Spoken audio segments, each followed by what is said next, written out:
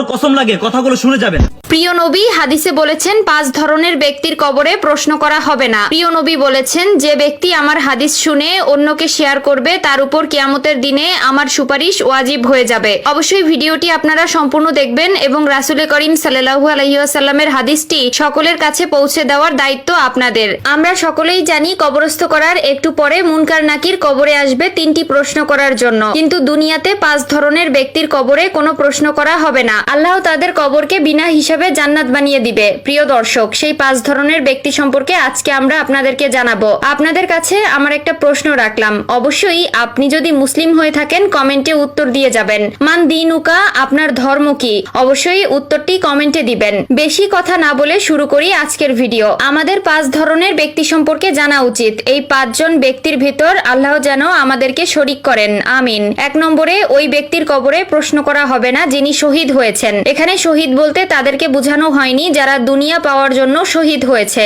দুনিয়ার স্বার্থের জন্য শহীদ হয়েছে। আগুনে পুড়লে, পানিতে ডুবলে, কোনো দুর্ঘটনাবশত মারা গেলে ও আল্লাহর রাস্তায় জীবন উৎসর্গ করলে তাদেরকে শহীদ হিসেবে বিবেচনা করা হয়। 2 নম্বরে, ওই ব্যক্তির কবরে প্রশ্ন করা হবে না সাদিক অথবা সত্যবাদী ব্যক্তিদের, যিনি সারা জীবন সত্য পথে চলেছেন। 3 নম্বরে, ছোট বাচ্চাদের কবরে কোনো প্রশ্ন করা হবে না। আমাদের আশেপাশে আমরা দেখেছি অনেক ছোট বাচ্চারা অকালে মারা গেছে নাবালক অবস্থায়। আল্লাহ তাদের বিনা হিসেবে জান্নাত দান করবে। তাদের কবরে কোনো ধরনের প্রশ্ন করা হবে না, কারণ আল্লাহ তাদেরকে নিষ্পাপ ঘোষণা করেছেন।